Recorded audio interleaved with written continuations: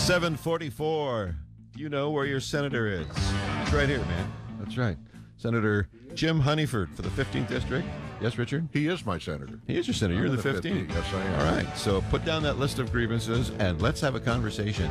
He wasn't, but now and then he is. Yeah, well, thank you, I was 14th. And thank you, redistricting. Did you move? You didn't move. No. We moved the lines, didn't we? That's right. Yeah. That's right. Yeah. Moving the lines, trying to fix the 15th. And how's that worked out? If I ever run into that Jerry guy. Yeah. He's hanging out with Benji, apparently. So maybe so. Different Benji altogether. Senator Honeyford, thank you for being in this morning, sir. Always fun to have you in because you are just a straight shooting kind of guy and have served this valley for how many years now? 24. 24 years, man. That's kind of wisdom and experience. That's one of the few things that stands between us and everything West Side. So we appreciate all that you've done over the years, and you're going again. And it's a 4-year term. Might this be?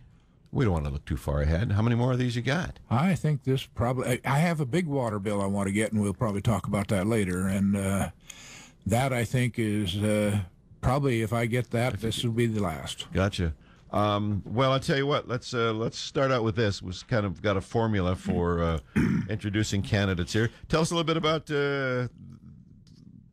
Richard is one of your constituents, but if people have moved in and don't know Jim Honeyford, who he is, what's his family life, work life, all of that, give us the old bio there, Jim, if you would. Well, okay, I moved to Sunnyside in the middle of my junior year and graduated from high school there, and I've done all kinds of work since then. Digging ditch, cleaning ditches, working packing houses, cutting asparagus, police officer, teacher, coach, school librarian, farm owner, city council. He's kind of like the manual of job opportunities. You know, when you get that when you're in high school, you say, look, all these are all the careers you could do. Jim thought he didn't realize he didn't have to try them all out, but apparently. It's like Andy from Mayberry. Yeah, no kidding. Well, I really believe that's good for public service, that you have that wide variety of experiences and you know what. Sure. Absolutely. We always hear about a bubble when you're isolated to one career or one area. You don't really know what's going on in the rest of the world, and having done all of that prepares you for the job. So with that kind of a background, what made you make the jump to politics? Well, I'd served on the city council, and we had built a new house out on the farm and moved out there, and so I left the city council, and about a year and a half later, Dr. Hale, who was a local optometrist, called and asked me to run for the legislature and House of Representatives, and I laughed at him and said, no way. He kept calling people and told them to call me, and I got lots of calls. And you were harassed into it. And if I had known then what I knew now, I probably never would have run, because I was going to run against a strong incumbent. It was June when I finally decided something I should do. We had a visit from a guy in Olympia, and he said, if you don't do it yet, you can't complain about anything that government does. So anyway, that was kind of the tipping point, and decided I would run. Went out and got beat, but I didn't stop running. And 2 weeks before filing in the next campaign season, the incumbent retired, and I got elected. There you go. And been at it ever since. People... You get to be on part of the, is it the capital budget? Isn't that kind of the thing that you have some sway over?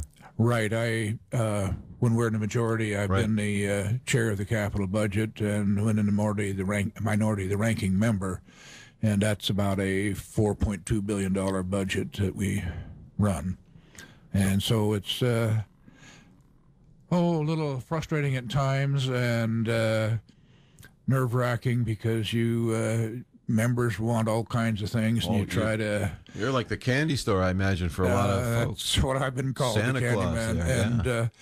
And the problem is, in the capital budget, you have to have a 60% majority, just like on the school bonds, to get it passed, and so you're out making sure you got the votes by... buying projects. You're probably not lucky to have any skin left on your hand from shaking hands with people, trying to have conversations and get it done right. So what about this past incarnation of the legislature? I know that, as you mentioned, when you're in the majority, that kind of situation has changed. Well, as a former teacher, how would we grade the current legislature, how things went this past session and recent times? As a grade, I'd probably give it a D, because there are a lot of things that passed that I didn't like, and I'm concerned about and the impacts on the state in the future. Did you feel that the Republicans even had a chance to be heard this last session? That's one of the complaints that we've heard from other lawmakers, is that you were basically out of the process. Somewhat out of the process, because they had a one vote majority in the Senate, and they hung together, and except on the opening day of the session they wanted to change some rules, and a couple of their members balked to that, but other than that they all hung together. And so anything just required a simple majority, everything except the capital budget. A lot of bills passed 24-25. You the whole release the capital budget based on Hearst decision action. That was an interesting scenario. What was that period of time like for you? Felt like I had a big bullseye on my back and everybody shooting arrows at me, because everybody wanted the capital budget, and I was I guess the poster child of the person holding it up. It was really a caucus decision. But you get to be the face of that. I was the face of it, and we really believed that the Hearst decision was bad for rural Washington, and especially many areas where you could not build a house because you couldn't prove you had water. And the Hearst decision essentially said that the counties have to administer that and prove that to them you have water, and then you can get a building permit. Do you feel like other counties should handle that decision like Yakima County has? Do you think we've done it right? Regardless of how you feel about the Hearst decision, now we have to implement.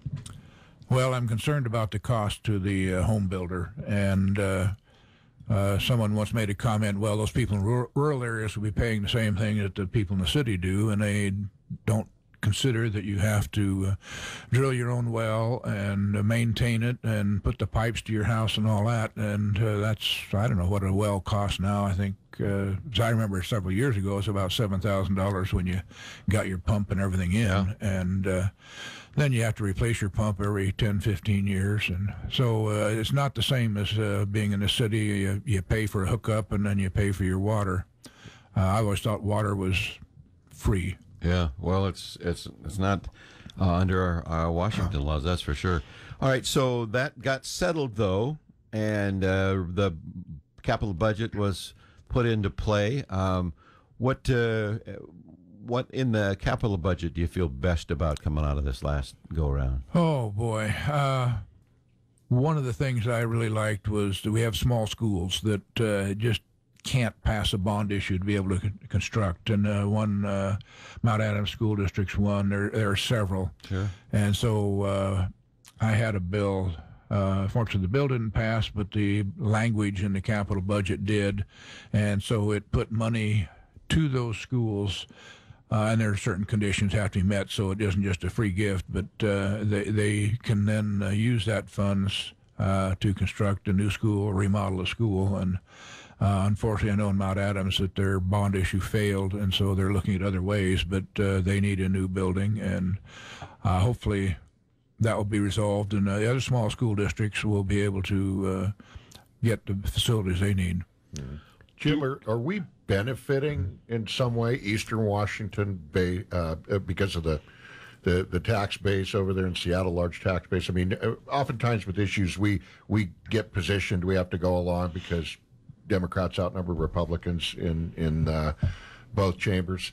But do we benefit from that relationship? I mean, do we get money here in the Valley that we wouldn't otherwise get? Well, if you're looking at the taxes we pay versus the taxes they pay and how those taxes are distributed throughout the state, I think we gain. Mm-hmm. Yeah. Well, and so in some ways it's a necessary evil, if you will, right. Philosophically. Yeah.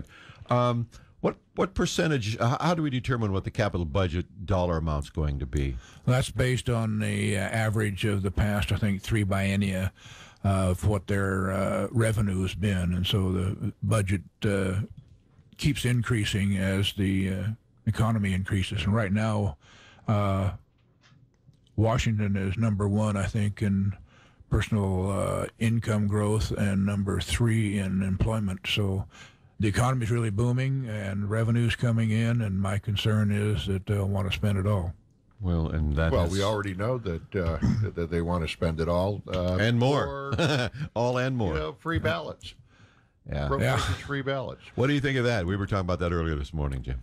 Well, I always enjoyed going to the polls and visiting with neighbors and Same things here, like that, yeah. and I thought it was my responsibility to do that. And when they went to the vote by mail, I didn't like that, but I would put a stamp on and mail it, or you go down to the box and put it in the box. And I really question whether that will increase voter participation. Mm-hmm.